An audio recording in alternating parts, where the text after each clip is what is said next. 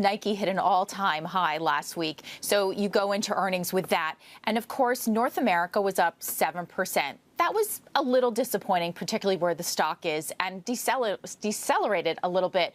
But if you look at Europe, it was still up double digits. And meanwhile, Adidas, their biggest competitor in Europe, was down 6%. So it shows you the market share that they're gaining. And of course, you throw in China, that was up 24%.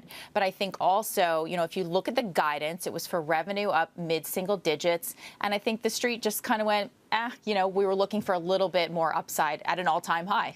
So we've talked a lot about this idea that kind of the retro feel and look for companies like Adidas and Nike and Puma have been driving some of those sales. Is there a sense right now that maybe that trend has peaked out a little bit?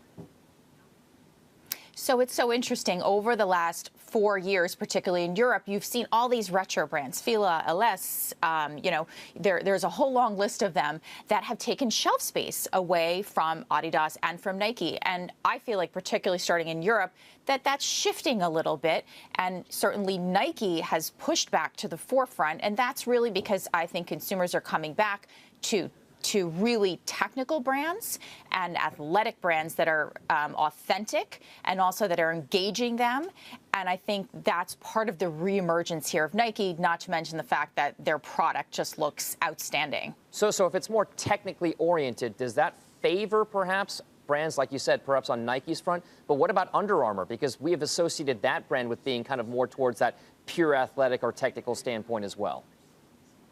Absolutely. And I think Under Armour's issues are a bit different here. They obviously went downstream and were certainly over-inventoried in the channel, and they're going very much through a cleanup process, whereas Nike has really been able to hold the brand in a premium status. And also Nike certainly has really cleaned up their wholesale channel. And, if you go into a Foot Locker, they're no longer promoting and giving all the product away. The fixtures are better. The marketing is better. So I think, Nike just continues to pull out front, not only with innovation, but also with the relationships in the wholesale channel. Who is your front runner in this industry? No pun intended.